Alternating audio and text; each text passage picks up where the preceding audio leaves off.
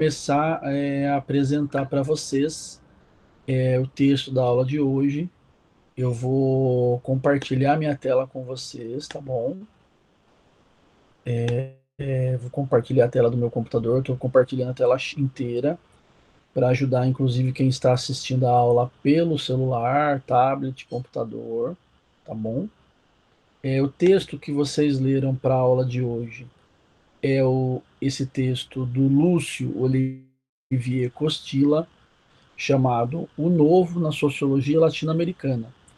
Vocês devem ter visto, o Costilla é professor da UNAM, ele é lá do México. A UNAM é a universidade mais importante do México. Ela é uma das melhores universidades da América Latina. É uma universidade onde tem tido muito intercâmbio com o mundo. Talvez aqui na América Latina seja a universidade com maior, como poderia dizer, o maior índice de intercâmbio, inclusive com a América do Norte, né? Com a Europa, enfim. Muitos professores importantes do mundo todo passaram por lá, inclusive professores brasileiros. Tem um professor muito importante aqui do Brasil, que nós vamos estudar mais para frente, que fez a carreira inteira lá, né? Na UNAM. Então, a UNAM é uma universidade muito importante. Esse texto ele faz parte de um dossiê que foi publicado em 2005 na revista Sociologias. A revista Sociologias é uma das revistas mais importantes da área de ciências sociais no Brasil. Ela é classificada na Qualis A1. Ela é lá da URGS, da Universidade Federal do Rio Grande do Sul, a sede em Porto Alegre. E essa revista ela publicou em 2005 esse dossiê, porque um pouquinho antes houve o encontro da ALAS, que é a Associação Latino-Americana de Sociologia. E a URGS sediou a ALAS no começo dos anos 2000. A ALAS é um evento importante de ciências sociais, principalmente sociólogos da América Latina. A ALAS acontece a cada 2, 3 anos. Já aconteceram várias vezes no Brasil. Eu já participei de vários eventos da ALA, seja no Brasil ou fora do Brasil. E é um momento de encontro de pesquisadores, pesquisadoras, para debater os temas da América Latina. Esse texto do Costilla, ele é um pouco um balanço daquele momento ali, do início dos anos 2000. Então tem algumas coisas que eu vou atualizar com vocês aqui do texto, tudo bem? Espero que vocês estejam acompanhando, tá certo? Então, como eu falei no início da aula, eu peço para todo mundo tentar entrar um pouquinho antes na sala, porque a hora que eu começo a apresentar, eu não consigo muitas vezes autorizar, porque eu não estou vendo, né, a minha tela, eu acabo não conseguindo autorizar as entradas. Então, eu estou pedindo, né, encarecidamente que os alunos cheguem na sala antes das 8h30, para a gente não atrasar. Eu vou entrar aqui agora na pontuação da minha aula. Eu vou para. Também está disponível para vocês aí, né? Que estão assistindo. Eu vou colocar aqui, vamos ver se dá certo. Eu acho que vai dar, vamos ver. Deu um apagão aqui. Pronto. Então eu botei agora na tela cheia, espero que esteja tudo certo aí para vocês. Nesse momento eu não estou enxergando o chat, tá? Então se tiver questões no chat, eu vejo depois da minha apresentação. Vocês vão anotando aí as questões, ou pode ir colocando no chat os comentários, ou pode esperar para colocar no chat depois da minha apresentação, ou para falar também no microfone, tá certo? Então, esse texto do Costilla, ele faz um balanço da sociologia ali no início dos anos 2000.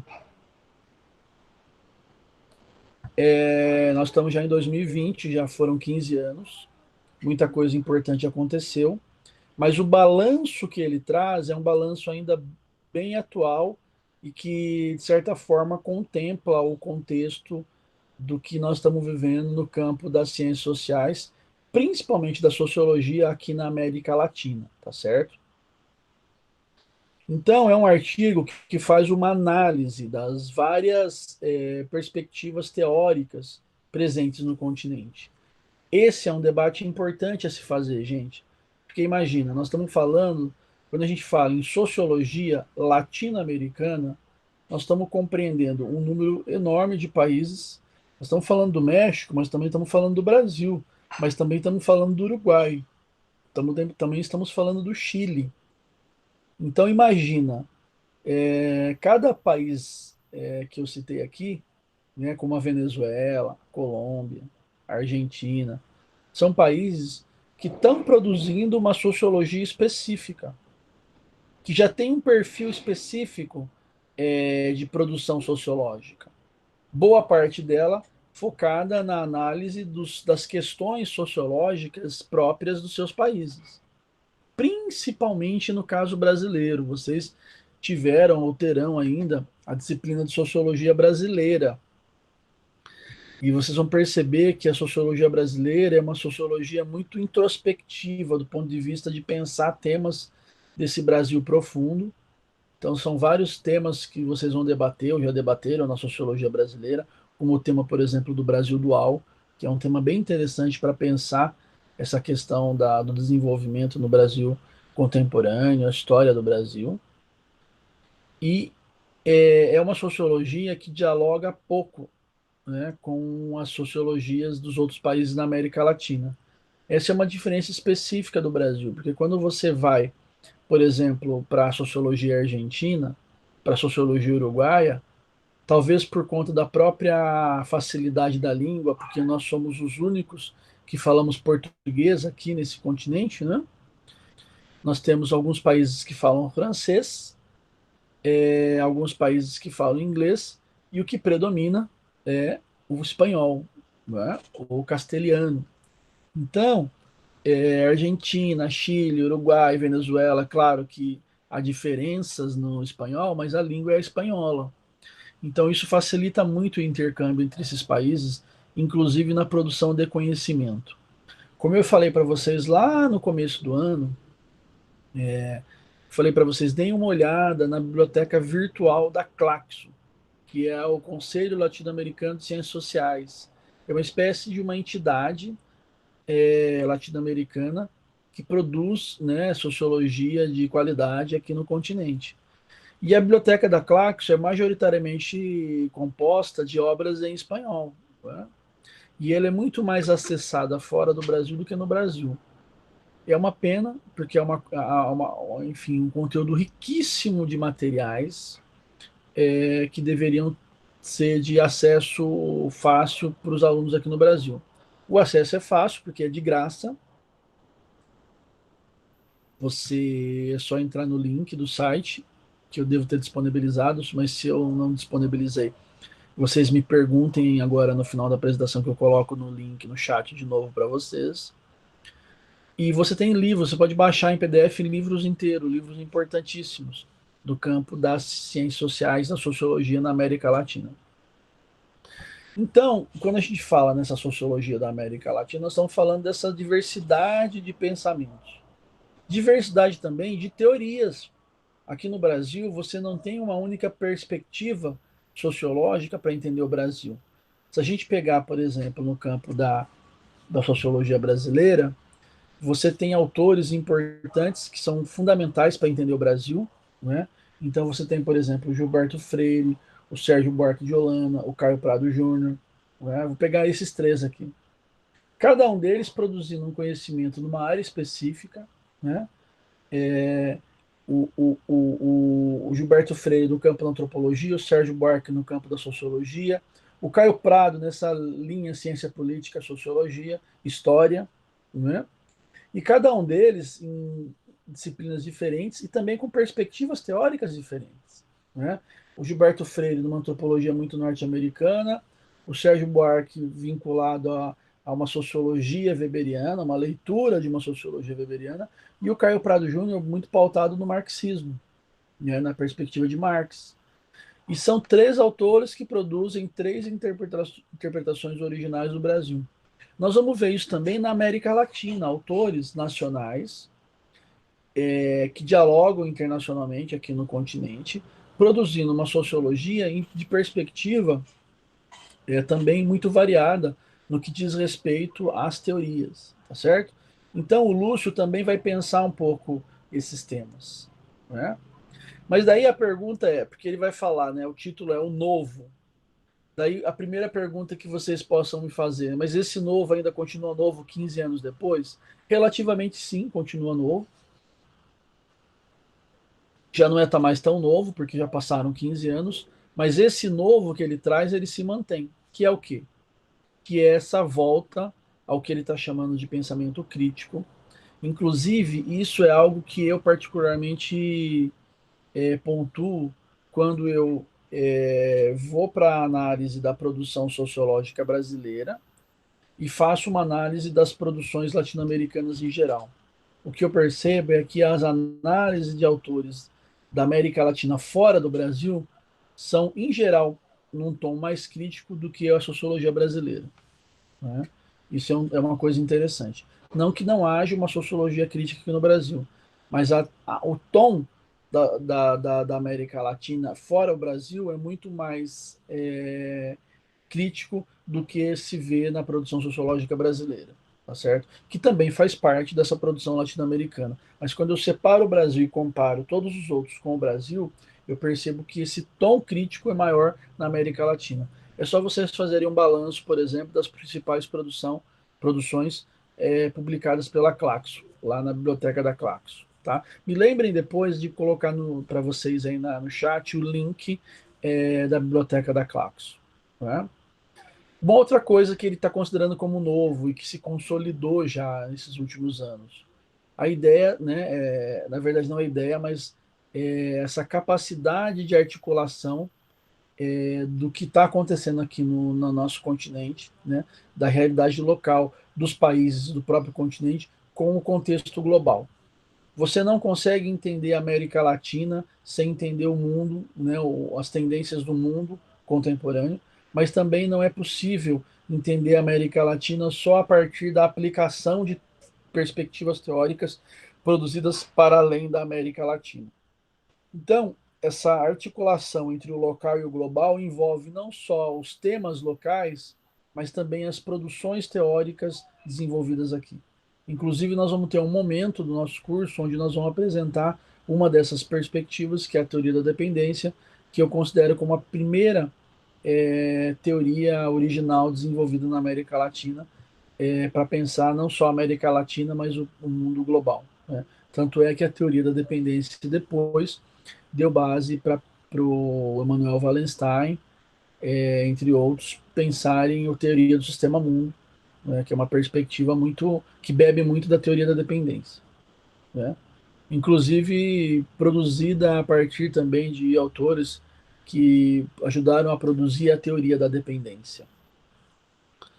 E também um outro elemento, né, eu falei aqui dessa volta ao pensamento crítico, dessa articulação do local e do global, e essa perspectiva da, enfim, atitude que ele está chamando de atitude de contestação dos sociólogos.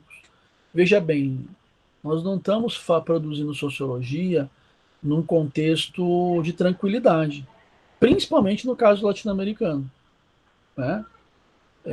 Se você for pensar que a nossa história recente, nessa região do mundo, é evidentemente que o mundo passou por crises importantes recentemente, né?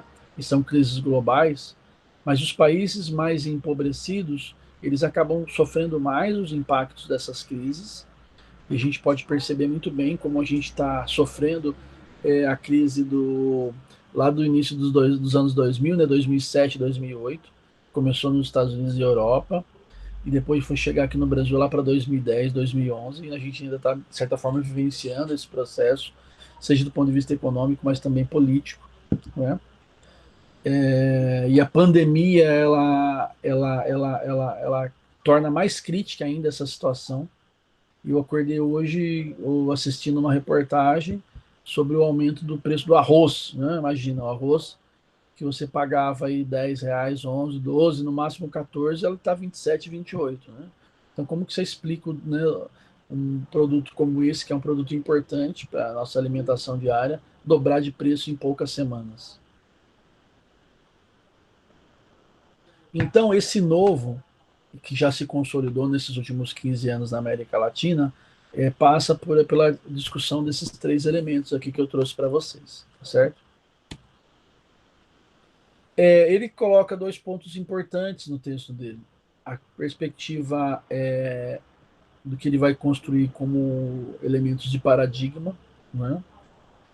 Ou seja, da impossibilidade de um domínio absoluto de uma única teoria, coisa que a gente já vivenciou na América Latina no passado. Se vocês lembrarem do primeiro texto que eu apresentei para vocês lá em março, a Maíra e o Zé Vicente Tavares dos Santos, eles falam muito bem sobre isso.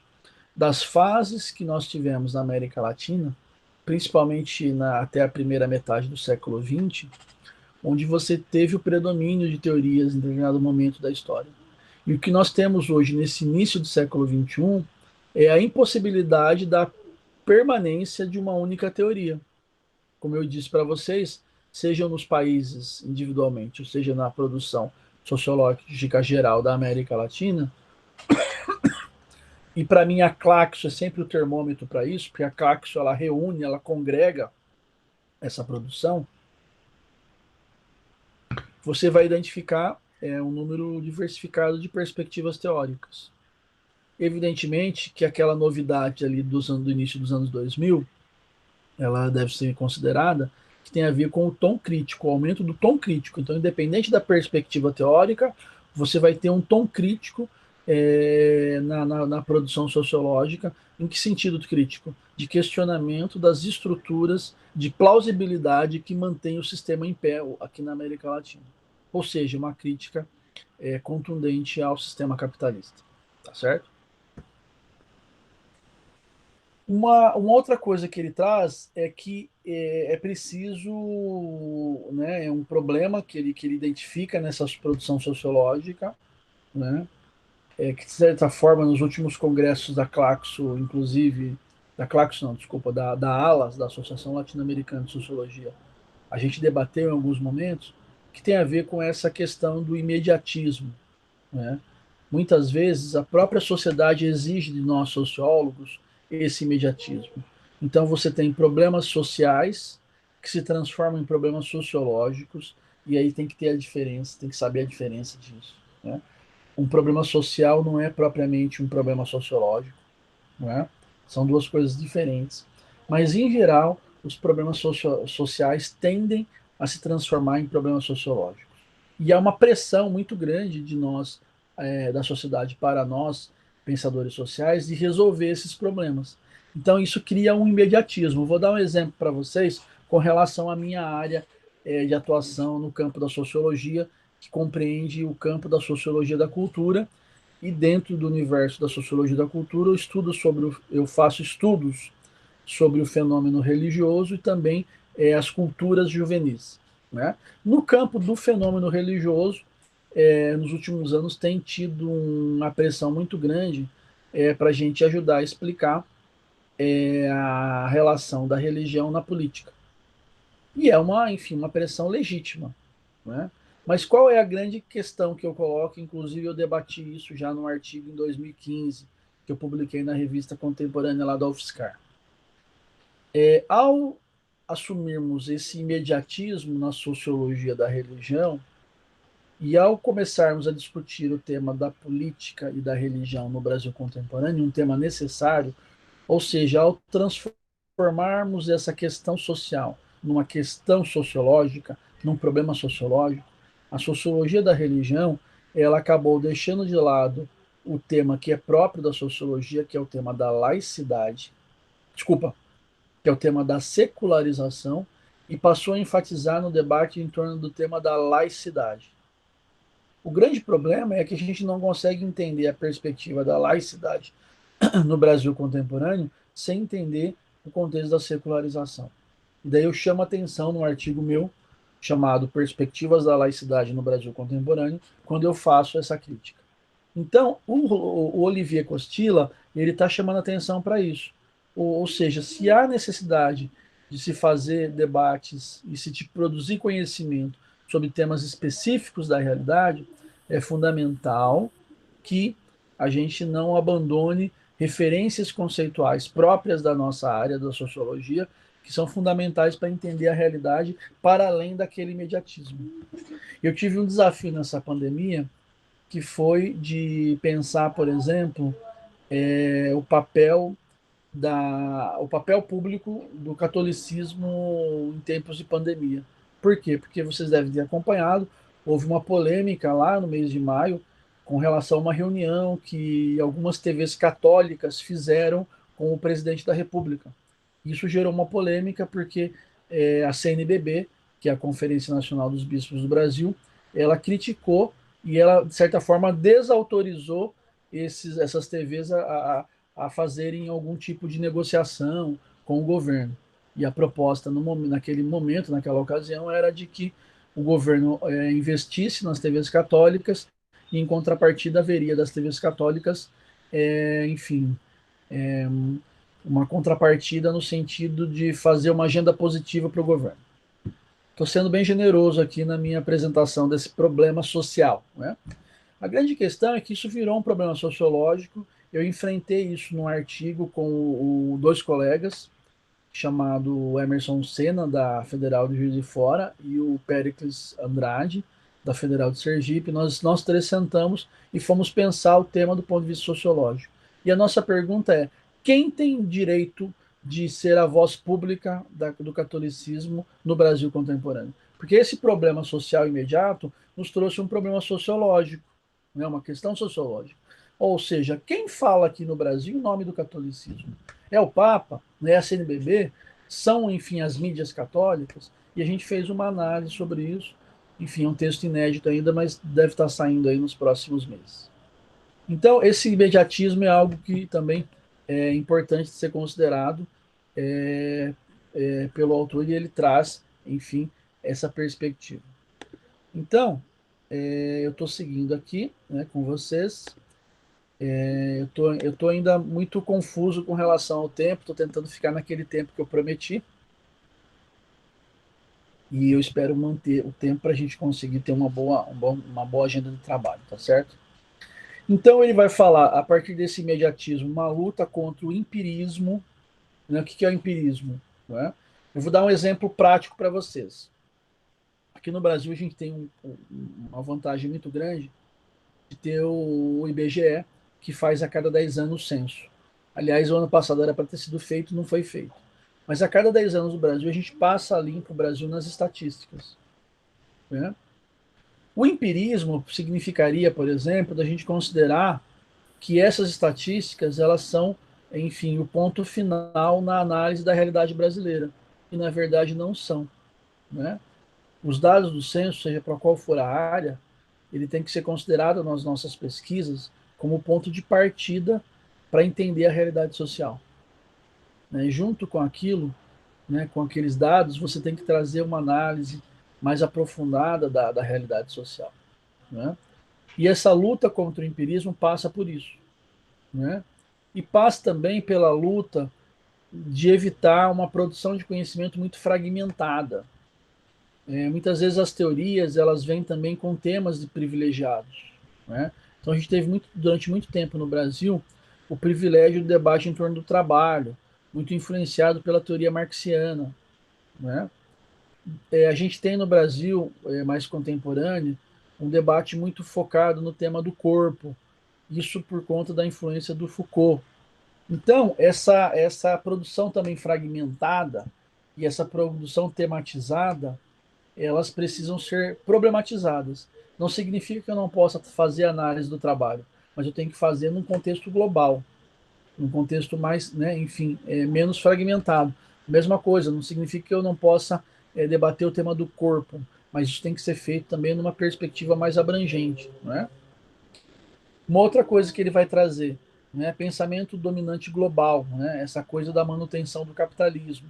Né? Então, há essa luta na América Latina por conta de um contexto onde o capitalismo aqui é muito devastador. O capitalismo no mundo em geral é devastador, mas no caso da América Latina, como eu disse para vocês, há um contexto mais crítico, porque aqui a exploração do corpo, né, da força de trabalho e da natureza é intenso. Né? É intenso. Eu estava vendo uma reportagem domingo que a Globo agora falou que vai filmar de novo uma novela que passou quando eu era menino, que passou na TV Manchete, inclusive ela nem existe mais. E ela chama Pantanal. Né? E foi uma novela famosa da minha época de criança, pré-adolescente, e que vai ser refilmado. Mas por que eu trouxe esse tema? Porque na reportagem eles mostram que da época em que foi feita a novela até hoje, que vai ser refilmada, houve uma diminuição de 10% do bioma do Pantanal, ali no Mato Grosso, né? Mato Grosso do Sul.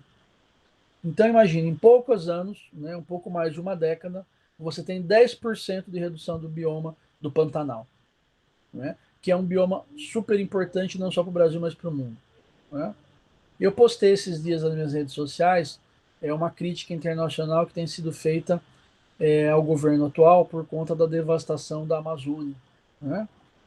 E é impressionante os números com relação ao aceleramento das queimadas, enfim, da utilização de parte da floresta para o pasto e outras coisas mais, né? Enfim, então aqui, né, essa exploração capitalista ela se intensifica mais por conta das fragilidades sociais do nosso contexto, né?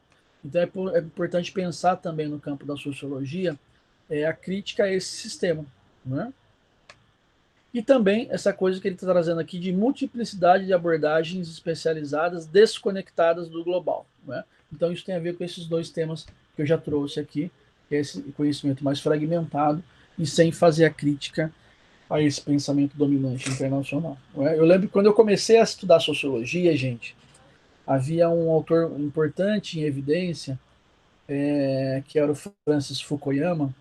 Hoje ele está mais esquecido. E ele falava que a gente havia chegado no fim da história, né? Porque a gente havia desenvolvido nas últimas décadas o sistema que seria o sistema perfeito, que era o sistema capitalista, né? Mas essa teoria não durou muito tempo porque, enfim, o capitalismo ele sempre viveu de crises, daí vieram as crises e as crises mostram que esse sistema pode ser perfeito, mas ele é perfeito apenas para uma parcela muito pequena da população, né? Para a maioria da população ele, enfim, é um sistema imperfeito, precisaria ser repensado. Ele vai falar também no texto, Costila, das relações dos fenômenos particulares com a totalidade social, né? Eu trouxe até uma frase aqui para vocês reverem ela lá na página 247, né? Vocês deem uma olhada nessa frase, que eu acho que ela é importante, onde ele vai falar a construção de um horizonte explicativo para os problemas e fenômenos, captando a sua dinâmica essencial e construindo categorias e relações, reflexões explicativas deveria constituir parte obrigatória da nova reflexão social, né? Então, essa articulação de um problema específico com a totalidade da realidade. Dois elementos que ele vê como ainda secundarizados na produção sociológica latino-americana, né? Que tem a ver com uma análise das tendências do desenvolvimento social e uma análise da influência das classes nas instituições. Esse primeiro elemento, talvez eles tenham, nos últimos 15 anos, sido desenvolvido de uma forma mais abrangente. Mas esse segundo ponto ainda continua muito aquém das necessidades, não é? Que é pensar as classes nas instituições. O papel das classes nas instituições. Não somente dos grupos, mas dos grupos originados de classes sociais específicas, né? Então, qual é o papel, por exemplo, das classes populares? Qual a influência, por exemplo, que as classes populares têm no Congresso Nacional Brasileiro? E qual é a influência que as classes, enfim, mais abastadas têm, né? Não é à toa que as classes mais abastadas são chamadas de classes dominantes. Não só porque elas dominam a economia, mas porque elas também dominam a política. Posso dar um exemplo? Um exemplo recente agora. O governo brasileiro, nesses últimos dias, não sei se para agradar o governo norte-americano, enfim, né, porque a relação do governo brasileiro atualmente com o governo americano é uma relação que eu considero uma relação, enfim, complicada, né? Mas o governo brasileiro autorizou que o Brasil comprasse etanol dos Estados Unidos.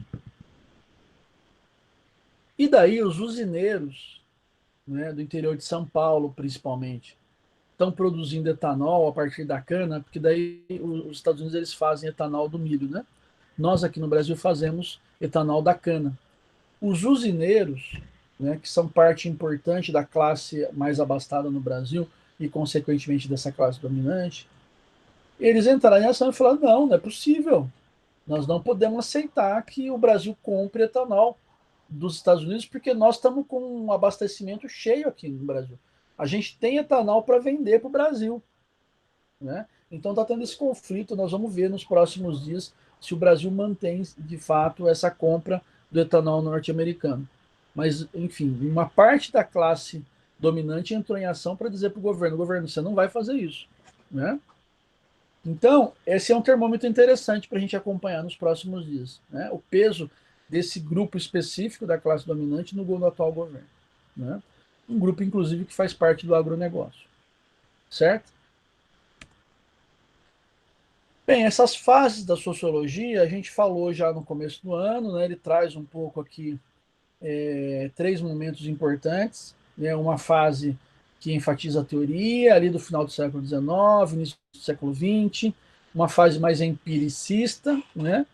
E depois uma fase dessa pesquisa mais conectada à grande teoria, né? O grande desafio é trazer essa grande teoria para o contexto e articular de forma dialógica, dialogal, poderíamos dizer até mesmo dialética, o problema local com o problema global. É pensar Goiânia sem deixar ela separada do que é o mundo em geral, né? Porque Goiânia não está separada do mundo, né? Não está separada do contexto brasileiro, né? Então é um pouco esse o desafio nosso, né? Ele vai falar de uma nova tendência, mas que já se consolidou também, né? Que é essa articulação da teoria com a empiria. Ele está consolidado no Brasil, por exemplo, e acredito que em boa parte da América Latina. Vocês mesmos, vocês vão começar, muitos de vocês já estão entrando aí no TCC, no TFC, né, no trabalho final de curso 1. Vocês vão ter que produzir uma monografia, não é isso? Pelo menos nas ciências sociais, mas eu acho que RI também. Vão ter que fazer uma monografia para terminar o curso. É uma das últimas atividades para vocês ganharem o diploma, né, de graduação. É uma pesquisa. Em geral, essa pesquisa que vocês vão fazer, ela envolve teoria e campo, né? Eu, por exemplo, com os meus alunos, sejam os alunos que estão no PIBIC, sejam os alunos que estão fazendo monografia comigo, TFC, todos eles vão ler teoria e vão fazer campo, né? Então, essa articulação ela é fundamental e ela já virou um consenso entre nós, né? Não significa que é todo mundo obrigado a fazer isso. Eu conheço alguns colegas, inclusive, que fazem pouco isso.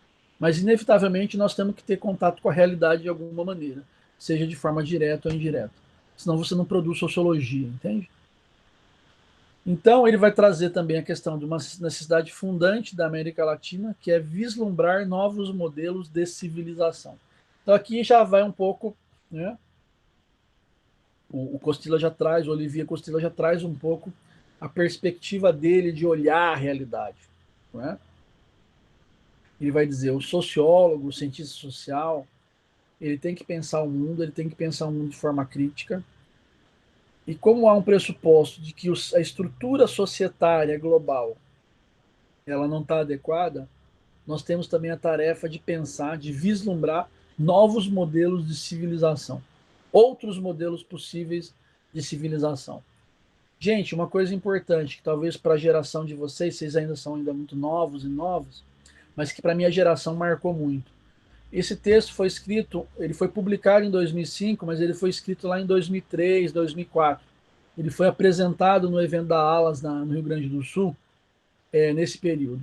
O que estava acontecendo no mundo nesse período e o que estava acontecendo conectado à realidade do mundo em Porto Alegre nesse período, né? Os fóruns sociais mundiais, que foram fóruns articulados globalmente para contrapor aos fóruns de Davos, né?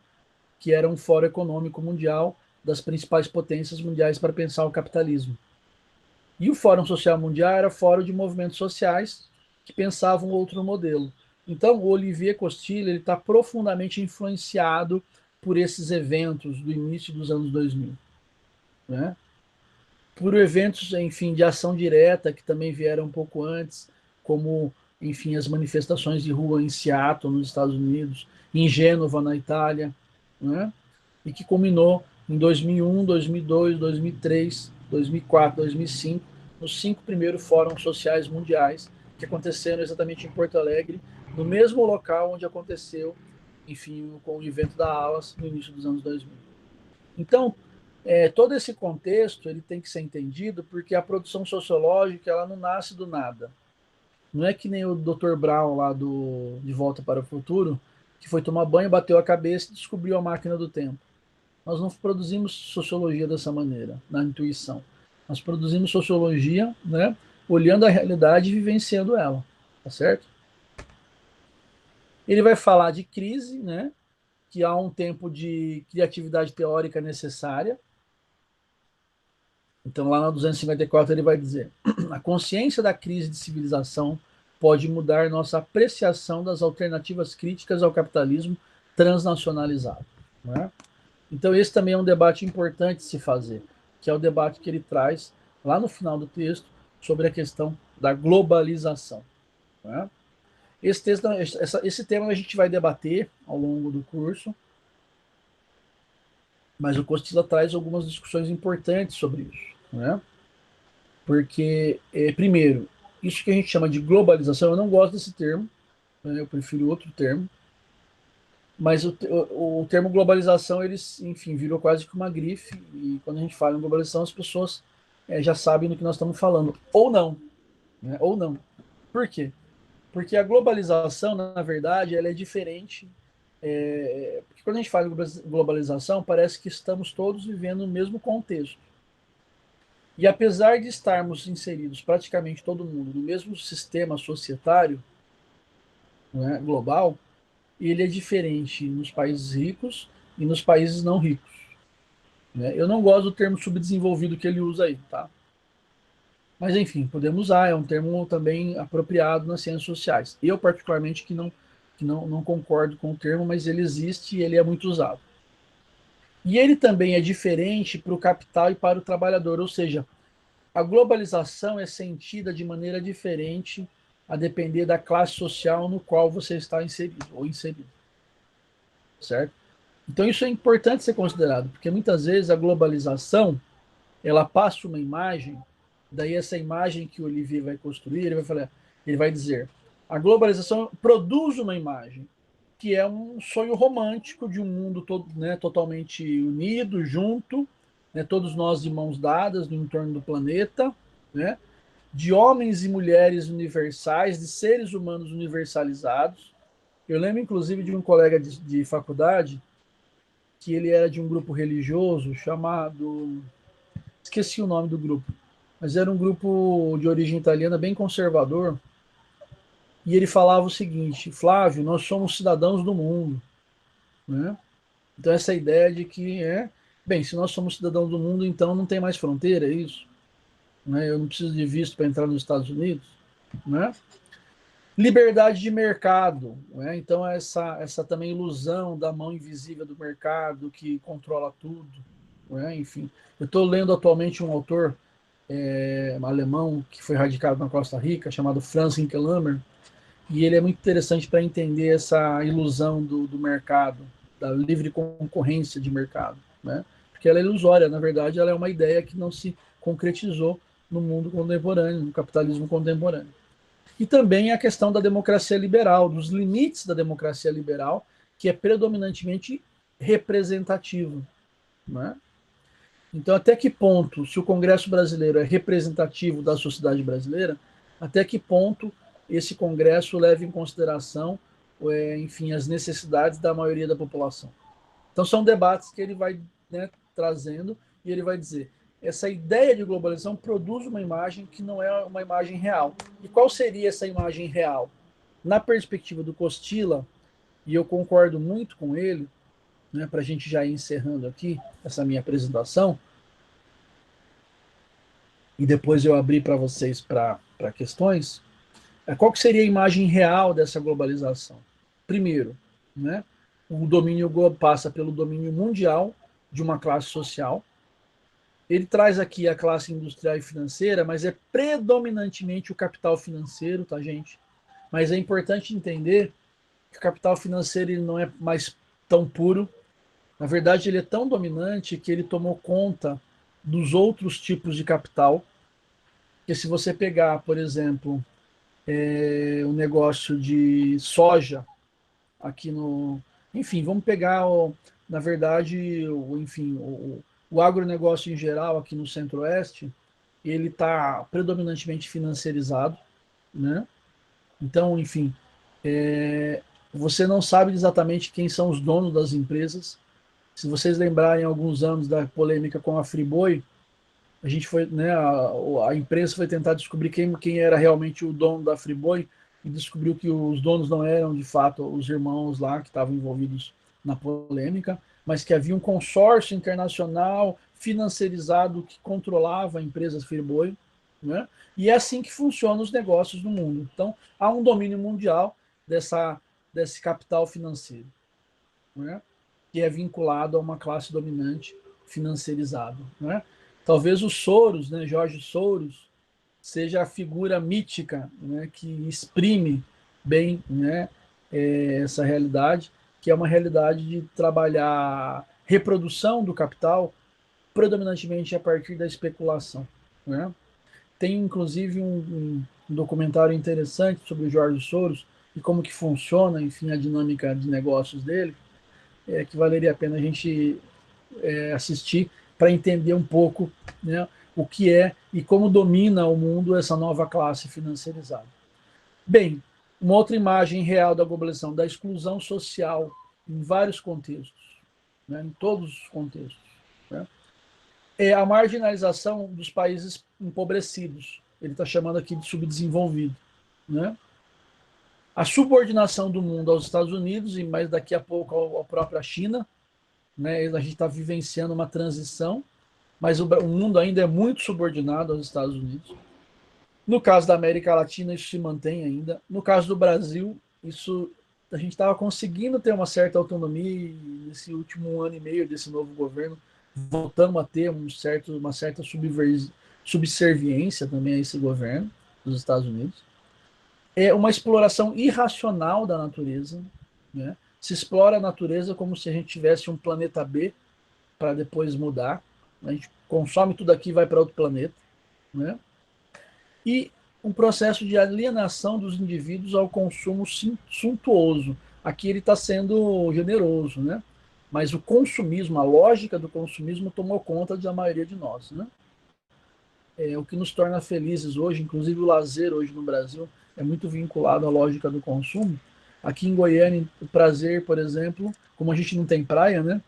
Aqui em Goiânia, como a gente não tem praia, a gente vai para onde? Vai para o shopping, né? Inclusive, nesse final de semana, eu passei em frente ao Flamboyant enfim, eu não sei como estava lá dentro, mas o estacionamento estava cheio de carro, né? E a gente viu, enfim, na grande imprensa aí a situação das praias, né? Mas, enfim. Então, eu, por exemplo, para fechar, né, porque eu estou dentro do meu tempo, passei um pouquinho, eu prefiro, ao invés de usar o termo globalização, eu prefiro usar o termo mundialização do capital,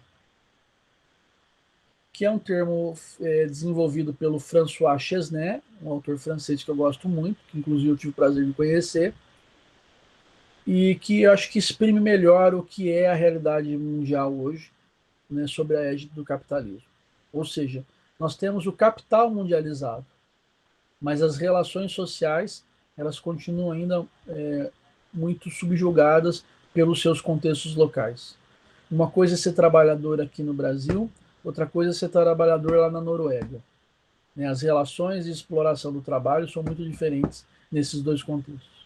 Enfim, eram essas as considerações que eu teria para fazer hoje.